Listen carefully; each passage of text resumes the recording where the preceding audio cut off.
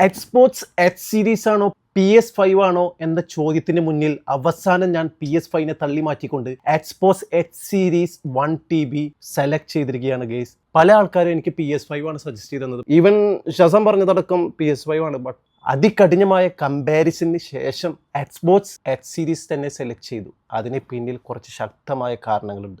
കോൺഫിഗറേഷൻ്റെ കാര്യത്തിൽ കമ്പാരിറ്റീവ്ലി കുറച്ച് spec exports എക്സിൽ കൂടുതലാണെങ്കിലും പക്ഷേ അതൊന്നുമല്ല എന്നെ എക്സ്പോർട്സ് എച്ച് സീരീസിലോട്ട് നയിച്ച ഘടകങ്ങൾ എന്ന് പറയുന്നത്. അതിലെ ഒരു പ്രധാന റീസൺ എന്ന് പറയുന്നത് ഗെയിം പാസ് തന്നെയാണ്. കാരണം ഗെയിം പാസ് മെമ്പർഷിപ്പ് നമ്മൾ എടുക്കുകയാണെങ്കിൽ ഓൾമോസ്റ്റ് ഗെയിംസ് നമുക്ക് ആക്സസ് ചെയ്യാനായിട്ട് സാധിക്കും. അതും അബ്സല്യൂട്ട്ലി ഫ്രീ ആയിട്ട്. PS5ലോട്ട് പോകുമ്പോൾ അതല്ല അവസ്ഥ. നിങ്ങളുടെ കാശ് ഇങ്ങനെ ഊറ്റിയെടുക്കും, മനസ്സിലായ?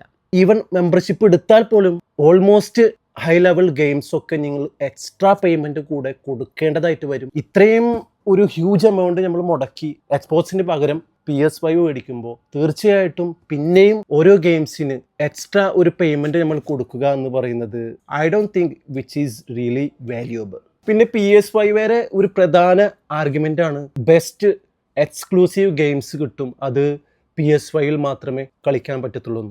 I can agree with you. But ആ ഒരു എക്സ്ക്ലൂസീവ് ആയിട്ടുള്ള കുറച്ച് ഗെയിംസിന് വേണ്ടി മാത്രം നമ്മൾ PS5 എടുക്കണോ?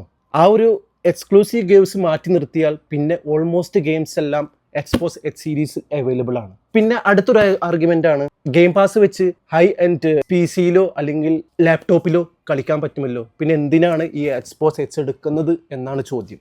എനിക്കതൊരു അഡ്വാൻറ്റേജ് ആയിട്ടാണ് തോന്നുന്നത്. നമ്മൾ ഗെയിം പാസ് എടുക്കുകയാണെങ്കിൽ നമുക്ക് എക്സ്പോർട്സ് എച്ച് സീരീസിലും ഈവൻ ലാപ്ടോപ്പിലും നമുക്ക് കളിക്കാനായിട്ട് സാധിക്കും. അതൊരു അഡ്വാൻറ്റേജ് അല്ലേ ശരിക്കും നോക്കിയാൽ? ഞാനൊരു ഗ്രാഫിക് ഡിസൈനറാണ്. എനിക്ക് ഒരുപാട് സോഫ്റ്റ്വെയർസ് ലാപ്ടോപ്പിൽ ഓൾറെഡി ഇൻസ്റ്റാൾഡ് ആണ്. പിന്നെ ഈ ഗെയിംസ് കൂടെ വരുമ്പോൾ ഒരുപാട് ഡിസ്കംഫേർട്ട് ആക്കും, സ്റ്റോറേജ് അങ്ങനെയുള്ള ബുദ്ധിമുട്ടൊക്കെ ഒരുപാട് വരും. So this one which is really necessary for me. ഒരു 65 ഇഞ്ചിന്റെ 4K TV ഉണ്ട്. സോ ഈ എക്സ്പോർട്സ് എച്ച് സീരീസ് വെച്ചുകൊണ്ട് എനിക്ക് അത് ഈസി ആയിട്ട് കണക്ട് ചെയ്ത് നല്ല ബിഗ് സ്ക്രീനിൽ സൂപ്പറായിട്ട് കളിക്കാൻ പറ്റും. ഈവൻ PS5ലും പറ്റും. പക്ഷേ എക്സ്പോർട്സിൻ്റെ ഈ ഗെയിം പാസ് ഉള്ളത് കൊണ്ട് ഒരുപാട് ഗെയിംസ് വെരി ചീപ്പ് റേറ്റിന് നമുക്ക് ആക്സസ് ചെയ്ത് കളിക്കാൻ പറ്റും. Not like PS5. Each and every ഗെയിംസിന് നമ്മൾ മെമ്പർഷിപ്പ് എടുത്താൽ കൂടെ അതും ചെറിയൊരു എമൗണ്ട് ഒന്നുമല്ല, നല്ലൊരു എമൗണ്ട് വരുന്നുണ്ട്.